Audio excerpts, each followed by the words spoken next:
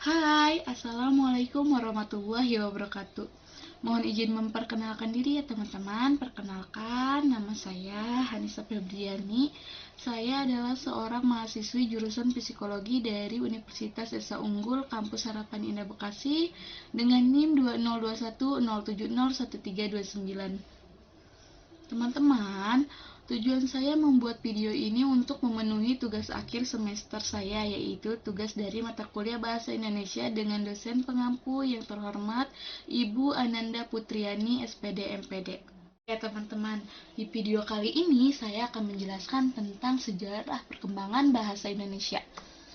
Pernah nggak sih teman-teman itu berpikir apa sebetulnya manfaat belajar bahasa Indonesia di sekolah bahkan sampai di perguruan tinggi? Bukankah setiap orang Indonesia pasti bisa kan berbahasa Indonesia? Berbeda dengan bahasa asing yang justru banyak peminatnya. Bukannya tidak boleh belajar bahasa asing ya teman-teman, tetapi alangkah baiknya sebagai warga Indonesia yang baik, kita terlebih dahulu mengetahui sejarah perkembangan bahasa kita sendiri, yaitu bahasa Indonesia. Untuk mengetahui sedikit sejarah perkembangan bahasa Indonesia, mari simak video ini ya teman-teman.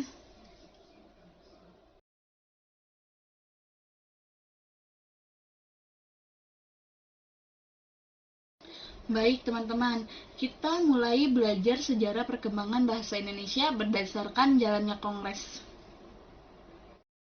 Kongres pertama.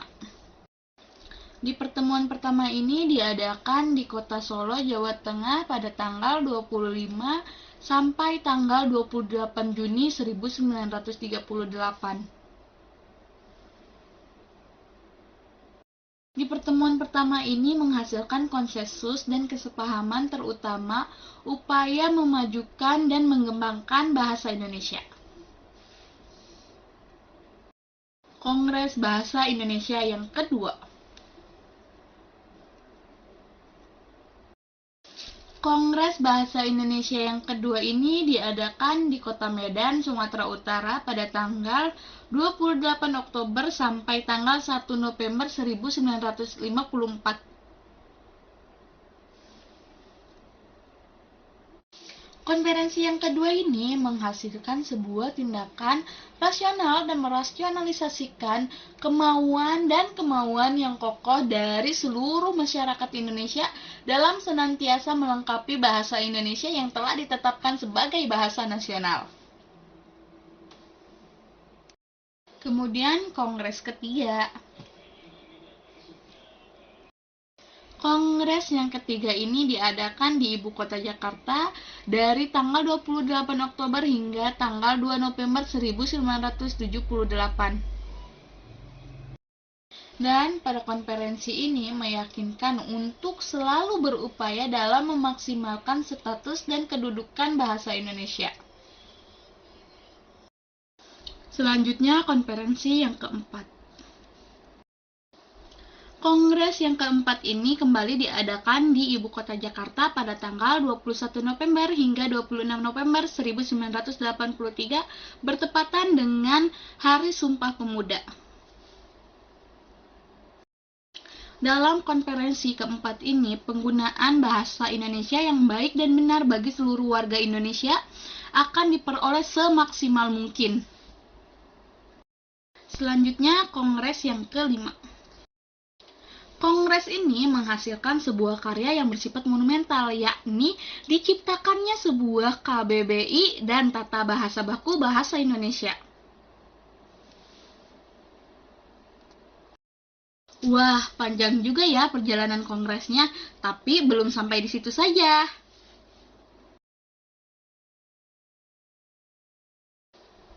Konferensi bahasa ini kembali diadakan di Ibu Kota Jakarta pada tanggal 28 Oktober hingga 2 November 1993. Dalam konferensi yang keenam ini menghasilkan peningkatan pusat pengembangan dan pengembangan bahasa Indonesia sebagai lembaga bahasa Indonesia dan usulan penyusunan bahasa Indonesia. Oke teman-teman, selanjutnya konferensi yang ketujuh.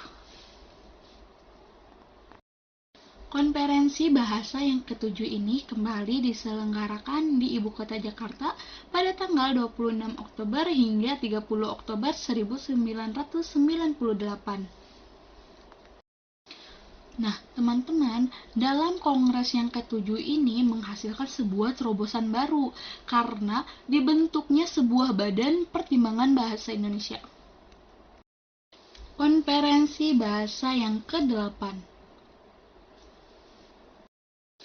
Konferensi bahasa yang ke-8 ini kembali diadakan di Ibu Kota Jakarta pada tanggal 14 hingga 17 Oktober 2003. Dalam konferensi yang ke-8 ini menghasilkan disepakatinya usulan membuat bulan bahasa Oktober.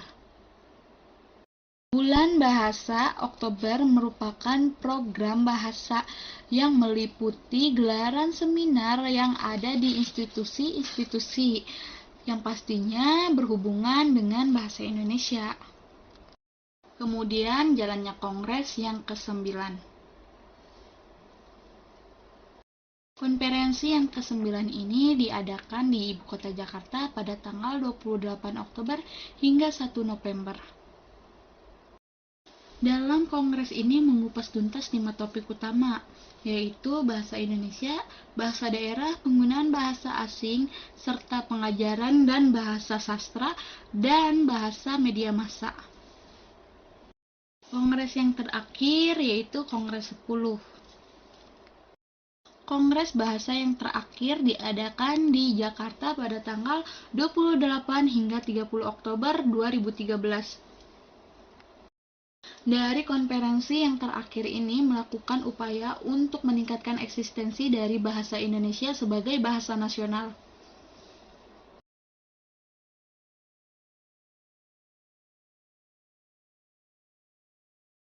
Seperti yang terlihat di layar kaca teman-teman, bahwa ditetapkannya bahasa Indonesia sebagai bahasa persatuan dideklarasikan oleh kaum muda yang menghadiri konferensi pemuda kedua di Batavia pada tanggal 27 dan 28 Oktober tahun 1928. Oleh karena itu, teman-teman, kata persatuan merupakan sarana untuk mempersatukan seluruh elemen negara. Hal ini mengindikasikan bahwa seluruh warga negara Indonesia bersatu atas dasar penggunaan bahasa nasional sesuai dengan ketetapan dan ketentuan yang berlaku. Berkat adanya ikrar atau Sumpah Pemuda tersebut, eksistensi bahasa Indonesia dapat diterima secara sadar dan lapang dada oleh seluruh masyarakat Indonesia saat itu. Menurut Krida Laksana, penerimaan ini telah mengakibatkan warga negara Indonesia memandang bahasa Indonesia sebagai bahasa persatuan Indonesia, bukan sebagai bahasa asing selain bahasa Melayu. Kemudian selanjutnya fase bahasa Indonesia sebagai bahasa nasional. Fase pertama, masa diresmikannya bahasa Indonesia sebagai bahasa negara berlangsung paling lama hingga berlakunya Pasal 36 Undang-Undang Dasar 1945 sejak pada tanggal 18 Agustus 1945 hingga Seminar Kebijakan Bahasa pada tahun 1999.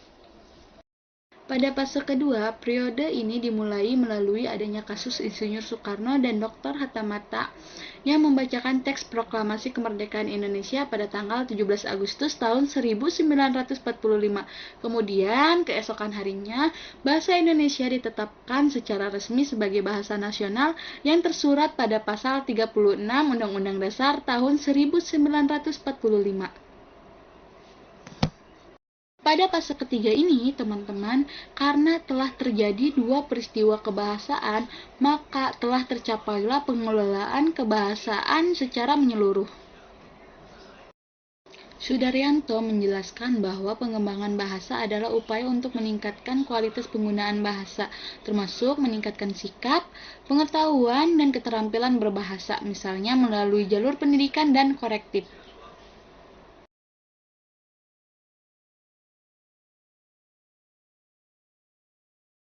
Dan selanjutnya teman-teman kita akan bahas eksistensi bahasa Indonesia di era globalisasi. Eksistensi bahasa Indonesia di era globalisasi. Seperti yang teman-teman lihat di layar kaca teman-teman, meskipun ada banyak dampak positif dari globalisasi, namun dengan adanya kebudayaan-kebudayaan asing yang masuk ke Indonesia bisa mengancam kebudayaan kita sendiri. Dalam hal ini, teman-teman, kita sangat membutuhkan bahasa Indonesia untuk melaksanakan perannya, yaitu sebagai lambang kebangsaan. Teman-teman, bahasa Indonesia terbentuk dari hasil kerja keras dan pengorbanan para pahlawan. Maka dari itu, tentu ada banyak nilai sosial dan budaya leluhur di dalamnya. Dengan nilai-nilai ini, kita menjadi tahu bahwa bahasa Indonesia adalah cerminan dari bangsa kita. Makanya teman-teman, kita harus menjunjung tinggi bahasa Indonesia sebagai warga negara yang baik.